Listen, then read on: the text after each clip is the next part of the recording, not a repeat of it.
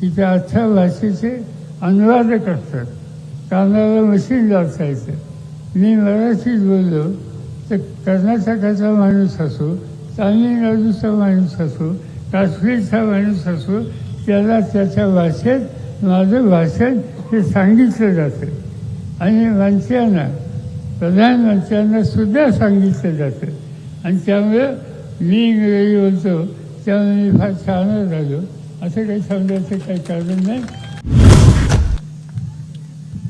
धन्यवाद. यानंतर ज्यांना ऐकण्यासाठी आपण सगळेजण आसुसलेलो आहोत असे या भारत देशाचे नेते मंडळी, आजही देशाचा कृषी मंत्री कोण असा जर प्रश्न सर्वसामान्य शेतकऱ्याला विचारला, ज्यांचं नाव येतं असे सन्माननीय शरदचंद्रजी पवार साहेब, महाराष्ट्राची अस्मिता, जोरदार आपण स्वागत करूया. राष्ट्रवादी काँग्रेस पार्टीचा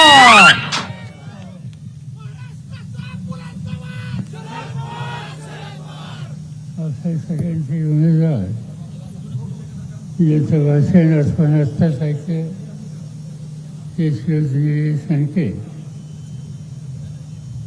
माजी खासदार प्रसादराव तनपुरे, आमदार लहू कांबळे यांचे विचार आपण आत्ताच ऐकले. ते आमदार फाजेचे तनपुरे, माजी आमदार दादाभाऊ कळमकर, जिल्हा अध्यक्ष राजेंद्र फाळके, जिल्हा परिषदेचे माजी अध्यक्ष अरुण करू, आपचे जिल्हाध्यक्ष राजेंद्र आढाव, रावसाहेब मस्के, संजीव फर्जे, अशोक बाबर, व्यासपीठाचे सगळे सहकारी आणि उन्हामध्ये या ठिकाणी बसलेले आपण सगळे बंधू. निवडणूक आली येत असे फार काही. यावेळीची निवडणूक नेहमीच्या निवडणुकीपेक्षा वेगळी आहे. आणि विशेषतः या मतदारसंघामध्ये आणखी वेगळी आहे. एक वेळ देशाचा विचार ज्यावेळेला आम्ही करतो त्यावेळेला 10 वर्षे ज्यांच्या हातात देशाची सत्ता आहे त्यांनी काय भूमिका घेतली, काय सांगितली आणि काय केलं याचा हिशोब हा मागण्याच्या संबंधीची ही निवडणूक आहे.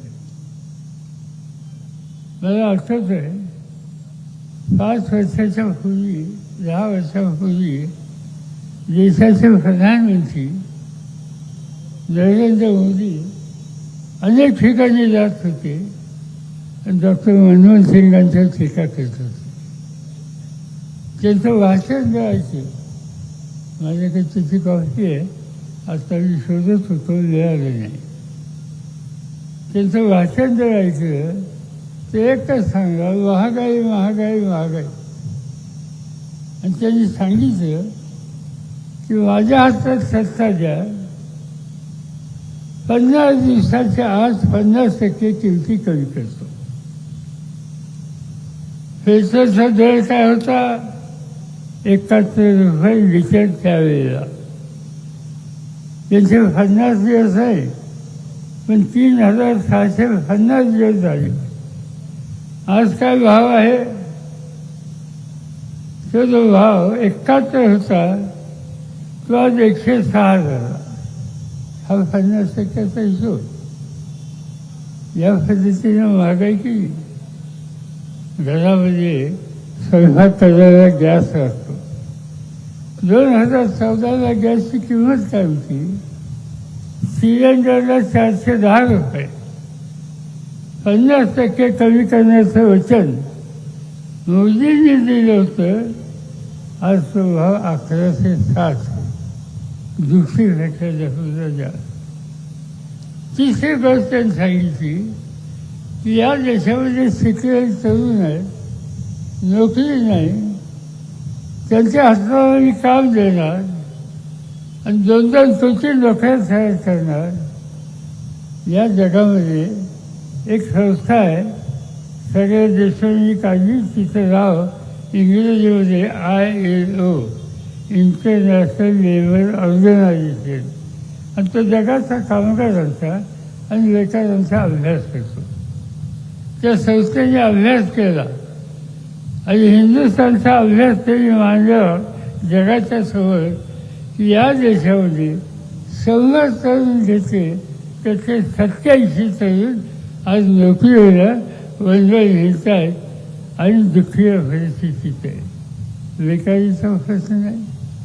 काय या लोकांनी नक्की केलं ते सांगतात मोदींची गॅरंटी ही यांची गॅरंटी टिकाऊ नाही आहे. त्यांच्या गॅरंटी आता चेक चालत नाही, तो वापस येतो. आणि म्हणून ज्यांच्या हातात देशाची सत्ता आहे त्या लोकांनी आज या देशाच्यासाठी खऱ्या अर्थाने काही केलं नाही. काही गोष्टी केल्या आणि त्या गोष्टी केल्या म्हणजे सत्तेचा गैरवापर. आज अनेक लोक आम्ही बघतो ईडी हे नाव लोकांना माहीत नव्हतं. ईडीच्या केसेस करतात, CBIच्या केसेस करतात, करप्शनच्या केसेस करतात, खोट्या केसेस करतात. अनेकांना केसेस केल्या.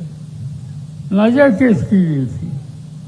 कशासाठी माझ्या केस केली तर राज्य सरकारी बँकेमध्ये काही झालं त्याच्यात माझ्या केस केली.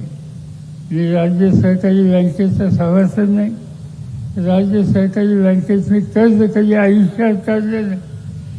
त्या बँकेत कधी गेलो नाही. माझ्याही केस केली आणि नोटीस आली या ईडीच्या ऑफिसमध्ये. इथं येतो म्हणजे निघालो यायला थोडं सगळे अधिकारी आले, हात जोडले, येऊ नका आमच्याकडून चुकून येतो गेला. मी आता आल्याशिवाय भरत नाही. शेवटी ती नोटीस थांबली त्या ठिकाणी. पण मोदी साहेबांनी त्यांच्या विचाराच्या विरुद्ध जो वागतो त्याच्यात तुरुंगात घालण्याच्यासाठी या ईडीचा गैरफायदा हा ठिकठिकाणी घ्यायला सुरुवात केली. आज दिल्लीचा मुख्यमंत्री अरविंद केजरीवाल त्याचं नाव 3दा मुख्यमंत्री म्हणून निवडून आले. त्यांचं वैशिष्ट्य हे साधा माणूस, लहान कुटुंबाचा, आर्थिक परिस्थिती साधी पण लोकांच्याशी बांधिलकी होती. त्यांनी आपल्या राज्यामध्ये दिल्लीमध्ये शिक्षणाची सोय इतकी चांगली केली की शिक्षणाचा त्यांनी बाजार थांबवला. आरोग्याच्यासाठी कुणी आजारी पाहिलं की सवलती सोयी इतक्या चांगल्या दिलं आणि त्यासाठी पैसे घ्यायचे नाहीत हे धोरण ठरवलं. घरगुती वीज कमी केली, घरातील पाण्याचे दर कमी केले आणि त्याचा परिणाम आज तिची दिल्लीची जनता त्याच्यात खुश आहे. त्या अरविंद केजरीवालनी काही टीका केली केंद्र सरकारवर, आज त्यांना तुरुंगात टाकली. देशाच्या राजधानीचा मुख्यमंत्री आज तुरुंगात आहे. तीच गोष्ट झारखंडमध्ये. झारखंड आदिवासींचं राज्य, त्या आदिवासींच्या राज्याचा मुख्यमंत्री अतिशय चांगलं काम करणारा. रांची ही त्यांची राजधानी, तिचा चेहरा बदलण्यासाठी यांनी कष्ट केले. केंद्राची मदत मागितली, केंद्राने मदत दिली नाही म्हणून मोदींच्या टीका केली. आज तो मुख्यमंत्री तुरुंगात आहे. मुख्यमंत्री 2 राज्याची तुरुंगात. पश्चिम बंगाल ममता बॅनर्जी त्या ठिकाणी आहे. चांगलं काम करणारी सामान्य कुटुंबातली वडील आहे. तिच्या मंत्रिमंडळाचे 3 लोकांना असेल, दिल्लीच्या मंत्रिमंडळाच्या 3 मंत्र्यांना असेल.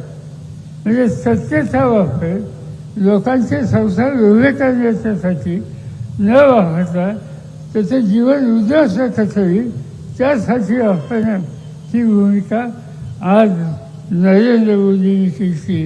ही हुकुमशाहीच्या रस्त्याने आपण चाललेलं. आज लोकशाहीचं राज्य, संसदीय लोकशाही आपण स्वीकारलेली आहे. असं असताना त्या हुकुमशाहीच्या रस्त्याने जायचा प्रयत्न एखादा प्रधानमंत्री करत असेल तर भले आज त्यांच्या हातात सत्ता आहे, पण निवडणुका झाल्याच्या नंतर त्यांचं हे सत्तेचं सिंहासन आम्ही उद्ध्वस्त केल्याशिवाय राहणार नाही आणि तो निकाल या ठिकाणी आपल्या सगळ्याला घ्यायचा आहे आणि त्यासाठी ही नियोजक व्हायचं. हे झालं देश पातळीचं. नगर जिल्ह्याचं काम वेगळंच असतं. इथे काही मंडळी आहेत अनेक वर्षाच्या पासून सांगतात 50 वर्षाची सेवा करतो. मला माहिती नाही किती वर्षाची सेवा करतात, पण ऐकतोय ते वेगळं ऐकायला हवे. काय असं महत्त्वाचं काम त्यांनी केलं. आम्ही अभिमानाने सांगतो की देशाचा फायदा सरकारी सरकारला अण्णासाहेब शिंदे, धर्मराव गाडगे आणि पद्मश्री विखे पाटील यांनी काढला. आनंद आहे आम्हाला, अभिमान आहे आम्हाला. पण नंतरच्या पिढीने काय दिलेलं आहे. आज ते सांगतात अनेक गोष्टी, पण त्यांचं एखादं वागलं कसं. दुसरी पिढी तिसरी पिढी आज आली. आज अनेक लोक मला सांगतात की सत्ता इतकी डोक्यात गेलेली आहे की उरलेल्या माणसाला सुद्धा इज्जतीनं वागायचा स्वभाव नाही या लोकांना. ती का फिरफरी करायची, कुणावरी करायची, अनेक गोष्टी करायच्या. त्या गोष्टी अशा करायच्या की त्याचा गैरफायदा कसा घेता येईल त्या पद्धतीने करायचा. एकेकाळी हा जिल्हा दुष्काळी जिल्हा म्हणून ओळखला जायचा. अजूनही आहे काही प्रमाणात आणि मला अनेक धरणं आपण लागतील. मला असंच आहे की आम्ही लोकांनी लक्ष घातलं, जिल्ह्याच्या नेत्यांनी लक्ष घातलं आणि निळवंज धरणाच्या संबंधीचा निर्णय त्या ठिकाणी घेतला. आणि हेतू हा होता विशेषतः राहुरी, संगमनेर, राहता, अकोले, सिन्नर या भागातल्या, जिल्हा भागातल्या दुष्काळी भागातल्या शेतकऱ्यांची जमीन ही बागायत कशी करता येईल त्यासाठी हा प्रकल्प होता.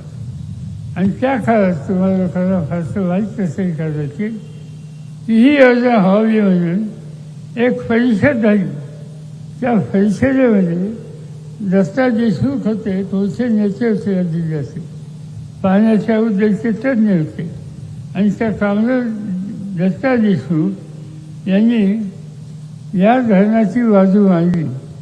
आज जे उमेदवार आहेत त्यांच्या वादवर्णांनी त्या धरणाला विरोध केला. दत्ता देशमुखांनी सत्य सांगितलं की या ठिकाणी धरण होईल, कालवे होतील आणि शिवारात पाणी जाता येईल. आणि त्या उद्देशाचा निकाल त्या ठिकाणी घ्यायची भूमिका घेतली.